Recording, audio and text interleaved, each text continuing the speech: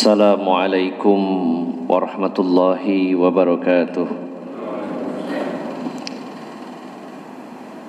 Innal hamdalillahi nahmaduhu wa nasta'inuhu wa nastaghfiruh wa na'udzu billahi min shururi anfusina wa min sayyiati a'malina. May yahdihillahu fala mudilla lahu wa may yudlil fala hadiyalah. Wa ashhadu an la ilaha illallah wahdahu la syarika lah wa ashhadu anna Muhammadan abduhu wa rasuluhu la nabiyya ba'dah. Allahumma salli wa sallim wa barik ala nabiyyina Muhammadin wa ala alihi wa sahbihi ajma'in. Ya ayyuhalladzina amanu taqullaha haqqa tuqatih wa la tamutunna illa wa antum muslimun. Ya ayyuhan nasu taqu rabbakumul ladzi khalaqakum min nafsin wahidah wa khalaqa minha zawjaha wa batha minhuma rijalan katsiran wa nisaa wattaqullaha alladzi tasaaluna bihi wal arham innallaha kana 'alaikum raqiba. Ya ayyuhalladzina amanu taqullaha wa qulu qawlan sadida yuslih lakum a'malakum wa yaghfir lakum dhunubakum wa may yuti'illaha wa rasulahu faqad faza fawzan 'azima. Amma ba'd, fa inna ahsanal kalami kalamullah wa khairal huda huda Muhammadin sallallahu alaihi wasallam wa syarrul umuri muhdatsatuha fa inna kulla muhdatsatin bid'ah wa kulla bid'atin dhalalah wa kulla dhalalatin finnar. Bapak-bapak dan ibu-ibu jamaah Masjid Al-Mujahidin yang dirahmati Allah Subhanahu wa taala. Alhamdulillah, rasa syukur yang sebesar-besarnya kita panjatkan kehadirat Allah Subhanahu wa taala yang masih memberikan umur kepada kita semuanya. Dan bagi seorang mukmin, umur adalah sebuah anugerah dan umur adalah peluang serta kesempatan dari Allah Subhanahu wa taala yang begitu bernilai. Waktu 1 tahun bagi seorang mukmin adalah waktu yang sangat berharga, karena dalam kurun waktu 1 tahun sebenarnya Allah memberikan kesempatan kepada kita untuk banyak beramal dan beribadah kepada Allah Subhanahu wa taala. Kita ingat bagaimana seorang sahabat yang mulia, yaitu Thalhah bin Ubaidillah, bercerita kepada kita dalam sebuah hadis sahih. Beliau pernah bercerita bahwa ada 2 orang laki-laki dari suku Bani Bali yang datang menghadap Rasulullah sallallahu alaihi wasallam.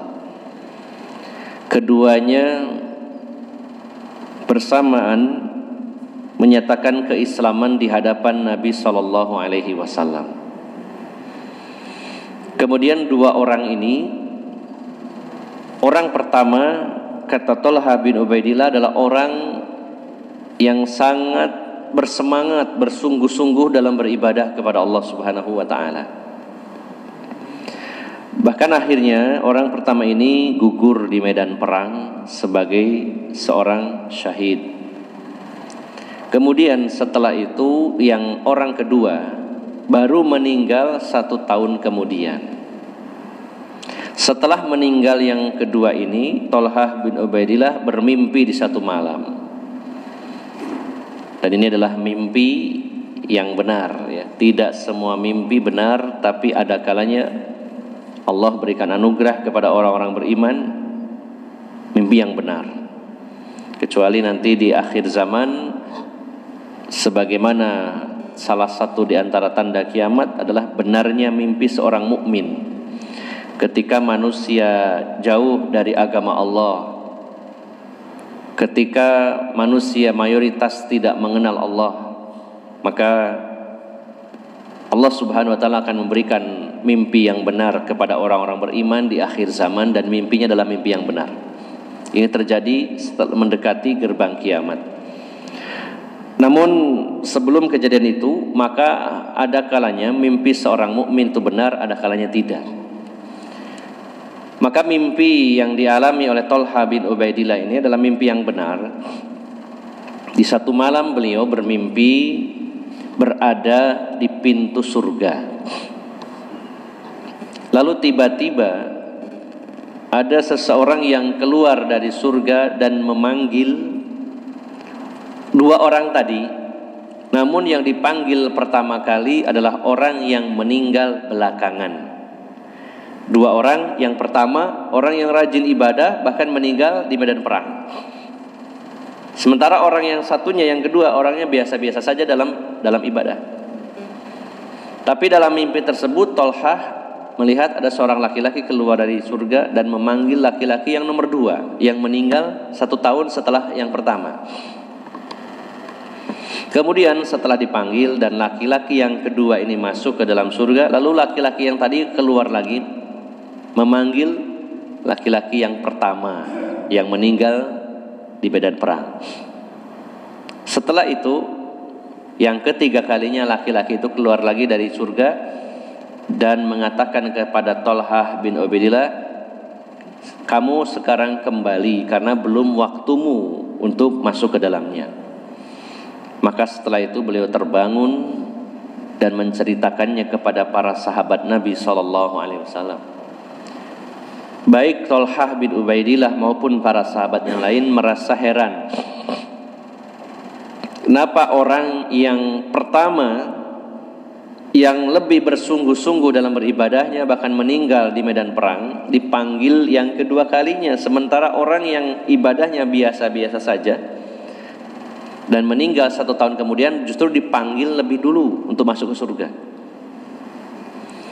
Karena keheranan itulah akhirnya mereka konsultasi kepada Rasulullah sallallahu alaihi wasallam. Setelah menceritakan mimpi itu, lalu Rasulullah bertanya kepada para sahabat, apa sebenarnya yang membuat kalian heran? Sebenarnya ini bukan perkara yang mengherankan. Kalian berpikir bahwa idealnya yang dipanggil pertama kali masuk surga harusnya laki-laki yang pertama, yang bersungguh-sungguh dalam beribadah dan meninggal di jalan Allah Subhanahu wa taala. Baru kemudian laki-laki yang kedua. Tapi kalian heran kenapa yang dipanggil duluan justru laki-laki yang ibadahnya biasa-biasa tapi meninggalnya 1 tahun setelah yang pertama. Kata Rasulullah, sebenarnya tidak ada yang mengherankan. Kata beliau, bukankah laki-laki yang kedua dia masih diberi waktu oleh Allah 1 tahun kemudian, dan kalimat yang kita garis bawahi apa yang disabdakan Rasulullah adalah, bukankah dia masih bertemu dengan bulan suci Ramadan dan dia melaksanakan sholat sepanjang tahun. Dalam hadis yang lain dia bersedekah selama waktu itu. Maka justru dengan umurnya yang panjang itulah dia mendapatkan kemuliaan dari Allah Subhanahu wa taala. Maka Bapak Ibu jamaah sekalian yang dimuliakan Allah Subhanahu wa taala, orang yang diberi umur panjang oleh Allah Subhanahu wa taala dan masih bisa bertemu kembali dengan bulan Ramadan di tahun berikutnya, ini adalah sebuah anugerah yang besar. Baru saja kita berpisah dengan Ramadan dan belum tentu kita akan bertemu kembali di tahun depan. Maka siapapun yang ditakdirkan oleh Allah Subhanahu wa taala bertemu kembali dengan bulan Ramadan, dia mendapatkan peluang kesempatan yang begitu besar. Bulan panen pahala, panen rahmat Allah, panen ampunan Allah Subhanahu wa taala. bulan di mana ada salah satu malamnya adalah malam Lailatul Qadar. Maka salah satu laki-laki tadi bertemu lagi dengan Ramadan, dan seandainya hanya mendapatkan malam Lailatul Qadar saja satu malam, maka bisa kita hitung dia seolah beribadah 83 tahun lebih 4 bulan. Sementara laki-laki yang pertama kehilangan kesempatan itu. Maka Bapak Ibu jamaah sekalian yang dimuliakan Allah Subhanahu wa taala, umur bagi seorang mukmin itu begitu bernilai. Umur bagi seorang mukmin begitu berharga. Makanya Rasulullah SAW melarang kepada orang yang sedang sakit parah sekalipun, melarang orang tersebut berharap kematian. Ada orang yang sakit parah luar biasa, seolah-olah sudah nggak ada harapan lagi. Dibawa berobat kemanapun, belum diberi kesembuhan oleh Allah Subhanahu Wa Taala, dan semakin hari semakin parah sakitnya. Sehingga ada kalanya manusia berputus asa dari kesembuhan. Tapi dalam kondisi tersebut, Rasulullah SAW melarang seseorang itu berharap kematian. Beliau menyatakan, wala tatamannawul maut, jangan pernah kalian itu berangan-angan untuk mati, tidak boleh. Walaupun kondisinya sangat parah, yang menurut perhitungan manusia nggak ada harapan lagi. Akan tetapi yang dibolehkan setidaknya dia berdoa kepada Allah. Di antara doanya kurang lebih Rasulullah mengajarkan kepada orang yang sedang sakit parah, yang tidak ada harapan lagi hidup, mungkin menurut hitungan manusia, doanya adalah Allahumma ahyini in kanatil hayati khairuli wa tawaffani idza kanatil wafati khairuli. Ya Allah, panjangkanlah umur saya, berilah saya tambahan waktu, berilah saya kehidupan kalau memang hidup bagi saya itu lebih baik.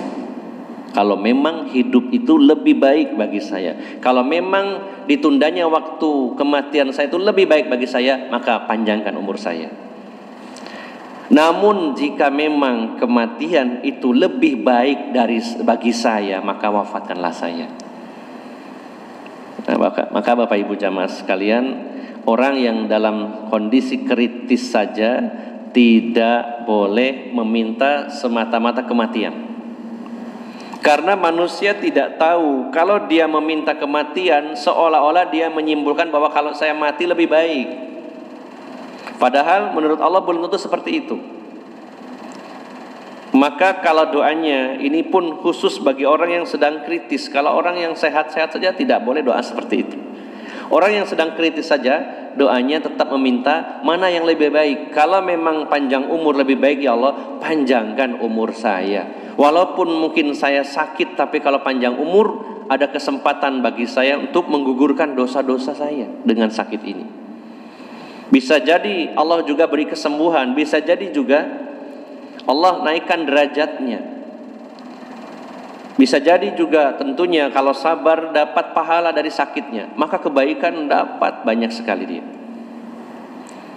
Tapi bisa jadi juga kalau panjang umur dengan sakitnya tadi, kemudian dia banyak mengeluh, banyak sambat, bahkan membenci takdir Allah, maka akan terus menumpuk dosa.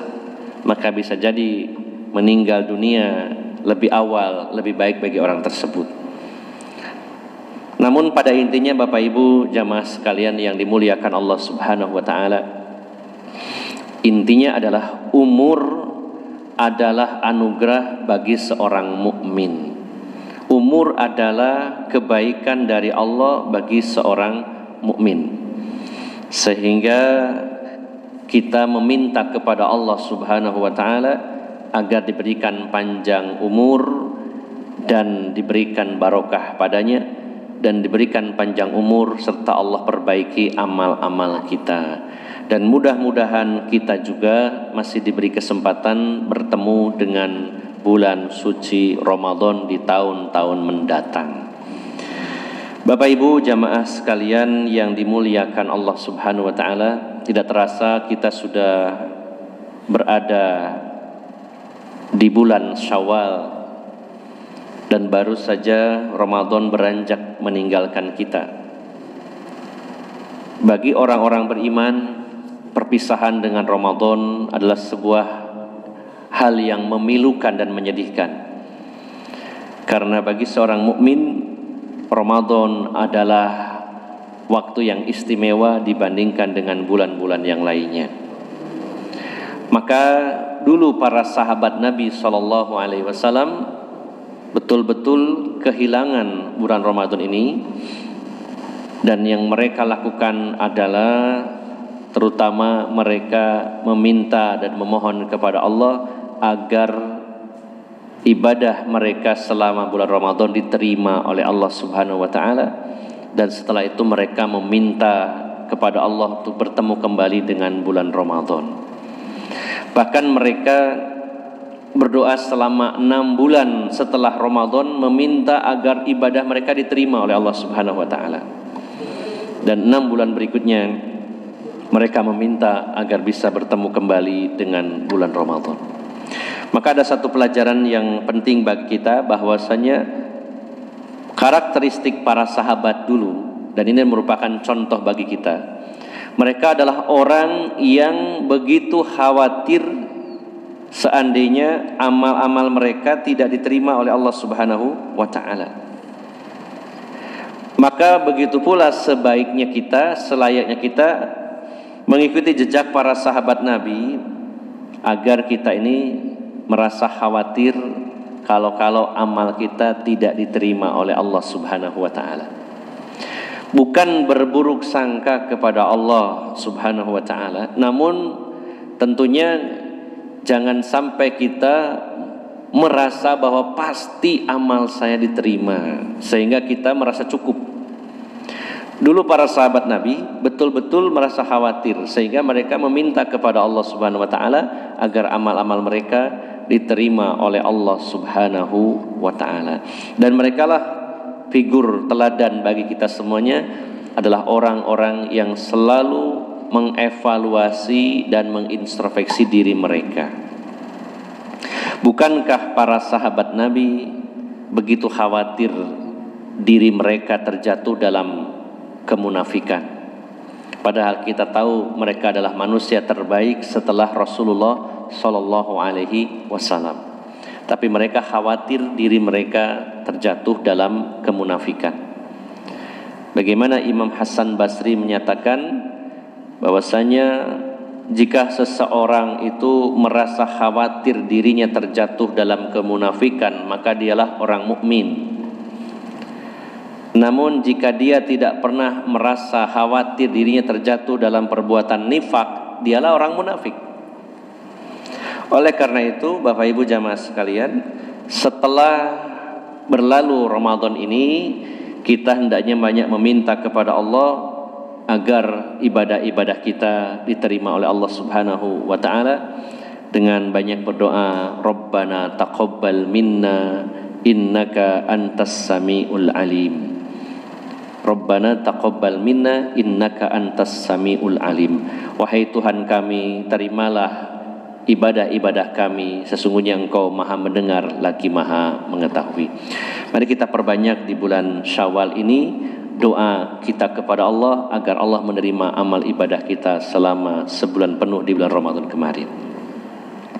Kemudian yang ketiga, Bapak Ibu jamaah sekalian, yang pertama saya memberi nasihat kepada diri saya sendiri dan kepada Bapak Ibu jamaah sekalian, mari kita menghargai waktu dan umur yang Allah berikan. Yang kedua, mari kita banyak berdoa agar ibadah kita diterima oleh Allah Subhanahu wa taala, khususnya di bulan Ramadan.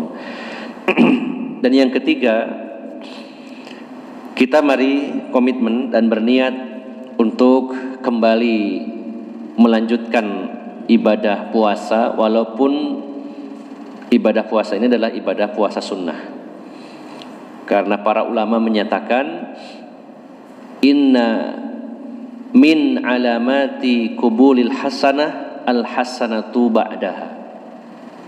Sesungguhnya tanda diterimanya amal kebaikan seseorang adalah adanya amal soleh setelahnya. Kalau kita ingin tahu amal ibadah kita di bulan Ramadan apakah diterima atau tidak, salah satu tandanya adalah disusulnya dengan amal soleh setelahnya. Salah satunya dengan puasa 6 hari di bulan Syawal.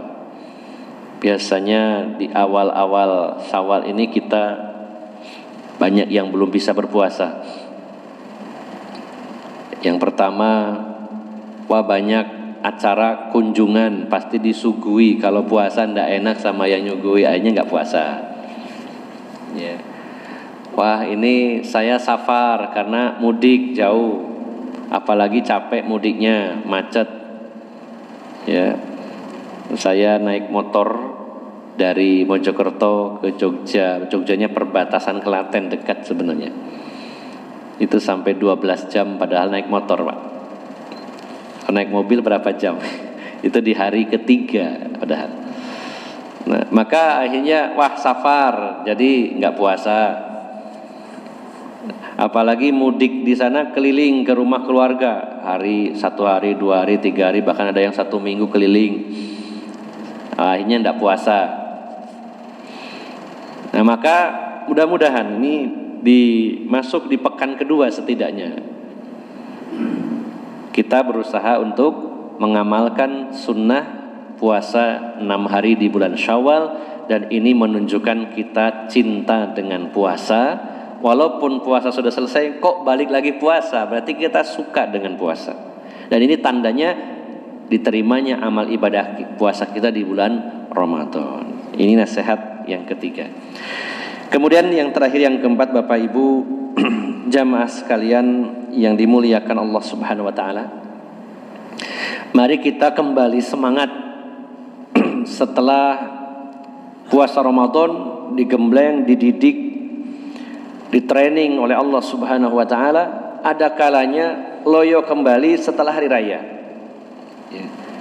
Setelah acara mudik, bersenang-senang, kemudian mungkin sebagian bahkan ada yang rekreasi, kesempatan kapan lagi liburannya yang cukup lama, hari raya, rekreasi dan sebagainya.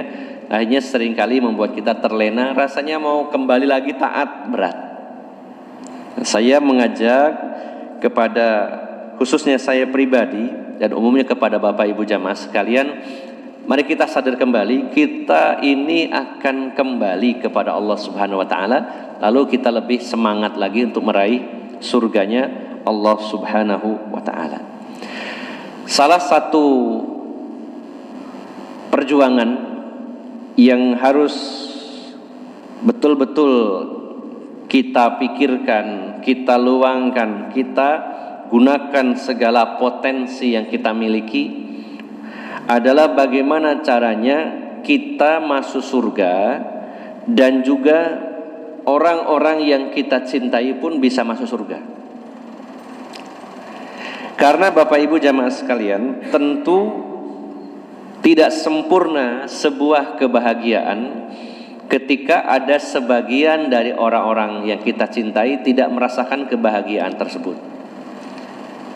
Saya ulangi, kebahagiaan tidak akan sempurna ketika ada orang-orang yang kita cintai belum merasakan kebahagiaan sebagaimana yang kita rasakan.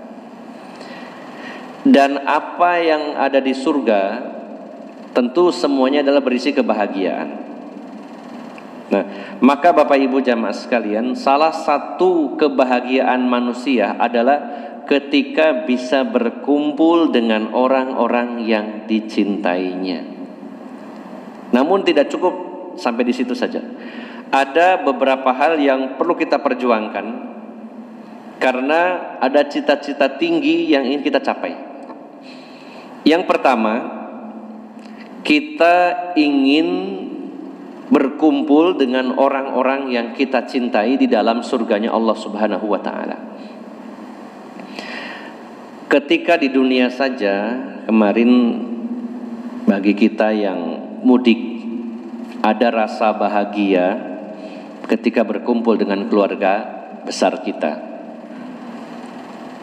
Bahkan demi kebahagiaan itu, demi berkumpul dengan keluarga yang kita cintai, orang-orang rela mengeluarkan banyak biaya untuk pulang kampung.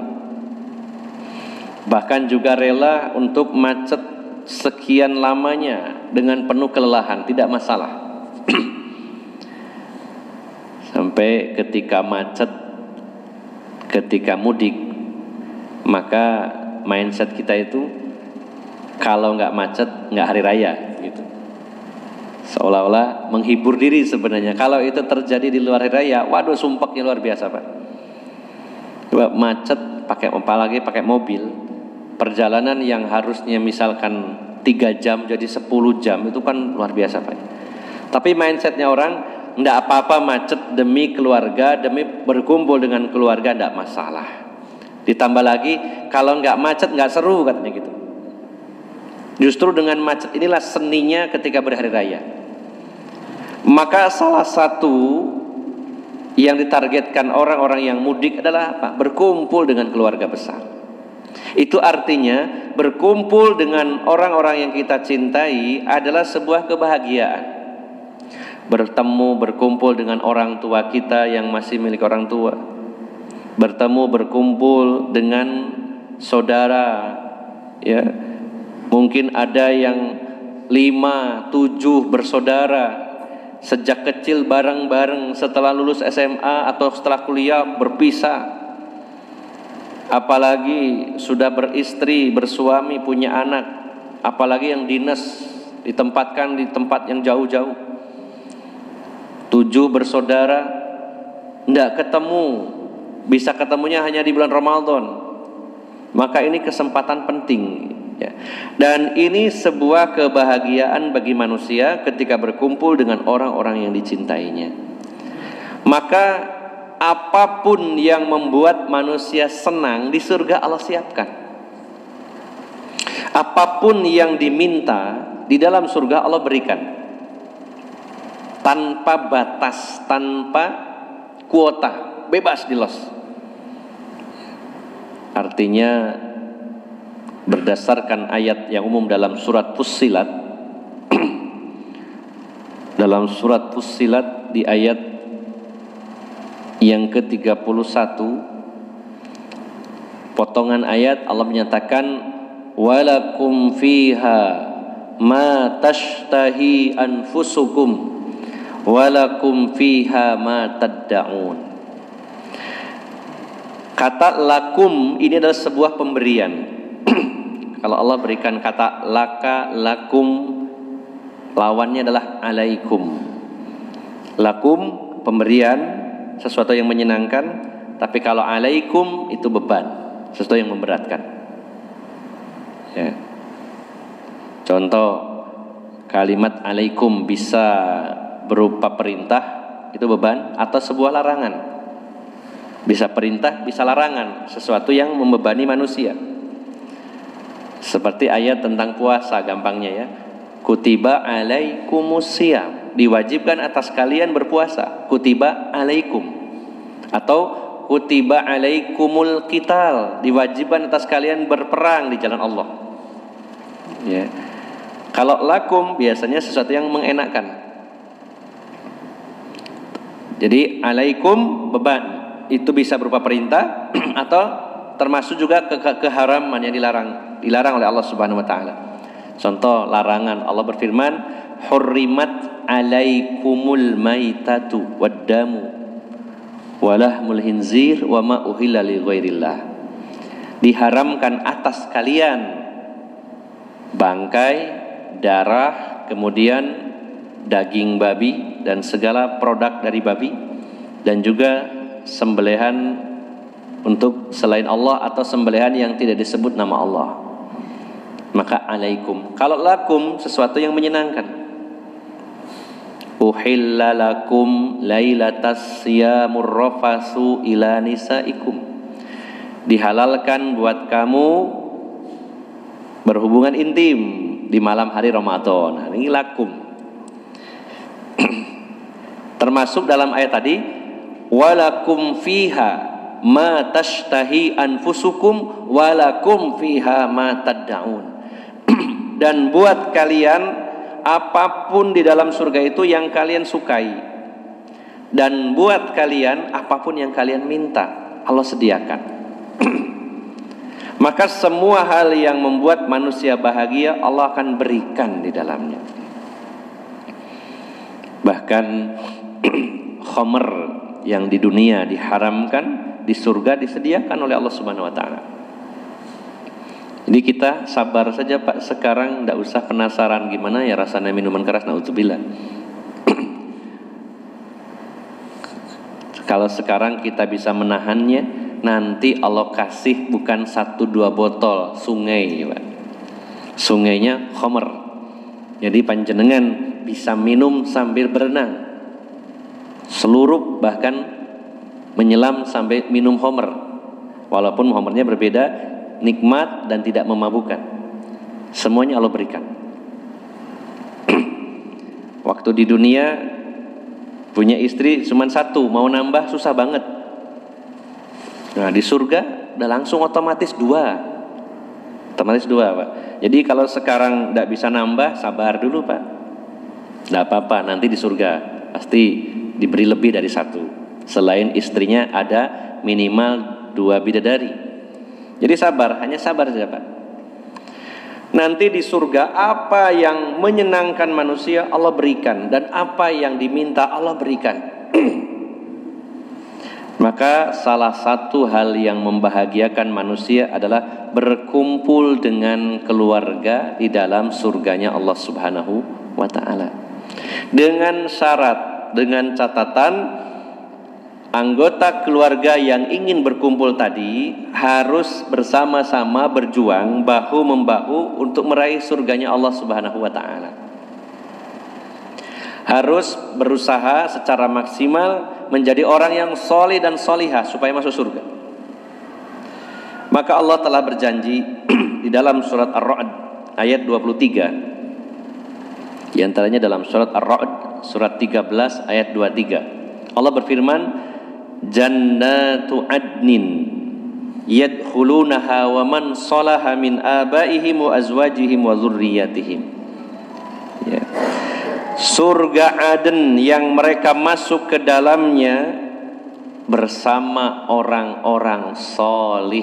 Nah, garis bawahi, bersama orang-orang soleh dari bapak-bapak mereka, istri-istri mereka, dan anak cucu mereka. Bapak-bapak di sini ayah, ibu ke atas, ayah, ibu, kakek, nenek, buyut dan seterusnya. Kalau mereka solih, solihah, mereka akan berkumpul di dalam surganya Allah Subhanahu wa taala. Bersama istri-istri, pasangan-pasangan, suami-suami, dan juga anak cucu, bahkan Masya Allah.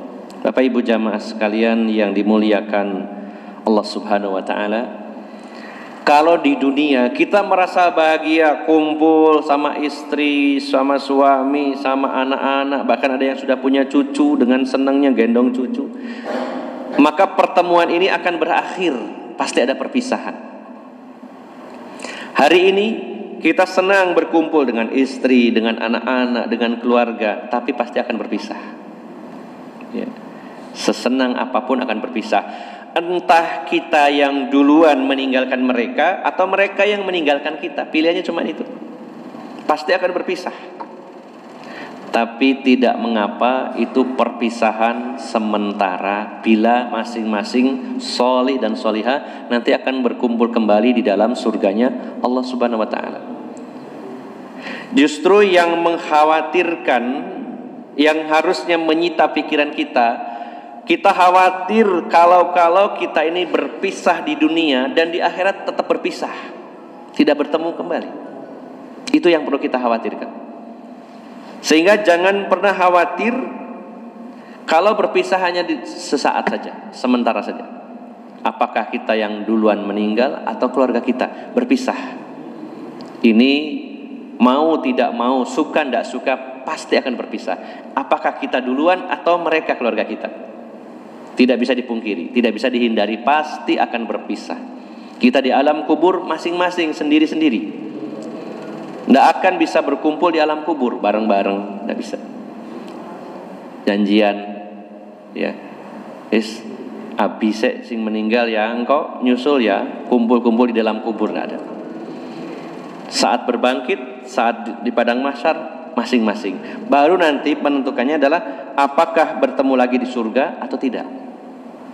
Maka Bapak Ibu jamaah sekalian, yang perlu kita khawatirkan bukan perpisahan di dunia ini, tapi perpisahan di alam akhirat, yaitu tidak bertemu dan berkumpul di dalam surganya Allah Subhanahu wa taala. Maka dari itu Bapak Ibu jamaah sekalian, mari kita betul-betul berusaha maksimal. Yang pertama, menyelamatkan diri kita dari api neraka, disusul dengan berusaha berjuang agar keluarga kita selamat juga dari api neraka. Maka Bapak Ibu jamaah sekalian, mari kita terus komitmen, bersemangat untuk berjuang meraih surganya Allah Subhanahu wa taala, dan berusaha di antara keluarga kita menjadi yang paling tinggi levelnya di dalam surganya Allah Subhanahu wa taala. Bila di dalam rumah tangga ini ada perlombaan untuk meraih surganya Allah, maka tentunya merupakan kebaikan bagi keluarga tersebut, karena nantinya akan dikumpulkan oleh Allah pada level yang tertinggi. Siapa di antara kita, di keluarga kita yang paling tinggi levelnya, maka disitulah akan dikumpulkan keluarga kita oleh Allah Subhanahu wa ta'ala. Maka setiap orang berjuang untuk mencapai level yang tertinggi, jangan justru sebaliknya mengandalkan, lumayan nih suami saya ketok soleh iki, rajin ke masjid, jaga no bojone. Ya, sing istri jaga no bojone, melo ae lah, aku nyantai, engkau ditanggung bojoku. Jangan malah seperti itu. Justru harus masing-masing semangat. Ketika yang satunya lemah, yang satunya menguatkan, yang satunya lalai, yang satunya mengingatkan, terus begitu Bapak. Makanya disinilah pentingnya Bapak Ibu jamaah sekalian, adanya satu visi, satu misi, terutama suami dan istri. Suami dan istri harus sevisi, semisi bagaimana caranya keluarga bisa masuk ke dalam surganya Allah Subhanahu wa taala. Inilah Bapak Ibu jamaah sekalian yang dimuliakan Allah Subhanahu wa taala, sedikit nasihat di awal bulan Syawal ini yang mudah-mudahan bermanfaat khususnya bagi saya pribadi dan umumnya bagi Bapak Ibu jamaah sekalian. Mari kita manfaatkan waktu. Ya, saya simpulkan, mari manfaatkan waktu dan umur yang Allah berikan kepada kita, karena waktu dan umur begitu berharga. Kemudian yang kedua, mari kita banyak berdoa kepada Allah, semoga amal-amal ibadah kita selama bulan Ramadan betul-betul diterima oleh Allah Subhanahu wa taala. Kemudian yang ketiga, Bapak Ibu jamaah sekalian, mari kita susul amal-amal soleh kita dengan amal soleh berikutnya. Dan yang terakhir, mari kita kembali masuk ke dalam medan kancah perjuangan untuk meraih surganya Allah Subhanahu wa taala. Termasuk juga mari kita berjuang mengkondisikan keluarga kita agar mereka semuanya menjadi orang-orang yang soleh dan solihah, agar kelak berkumpul di dalam surganya Allah Subhanahu wa taala. Semoga kita dikumpulkan oleh Allah Subhanahu wa taala dengan keluarga yang kita cintai di dalam surganya Allah, dan ditambahkan oleh Allah nikmatnya berjumpa dengan Rasulullah sallallahu alaihi wasallam, dan juga berkumpul dengan para sahabat Nabi sallallahu alaihi wasallam, dan bahkan juga semoga kita bersama teman-teman kita yang waktu di dunia bersama-sama dalam kebaikan, semoga bisa ketemu kembali, khususnya saya dan panjenengan semoga bisa reuni di dalam surganya Allah Subhanahu wa taala. Demikian sedikit nasihat, semoga bermanfaat. Mohon maaf atas segala kekurangan. Aqulu qauli hadza wa astaghfirullah li wa lakum wa akhiru da'wana anil hamdulillahi rabbil alamin. Subhanakallahumma wa bihamdika asyhadu an la ilaha illa anta astaghfiruka wa atubu ilaik. Wassalamualaikum warahmatullahi wabarakatuh.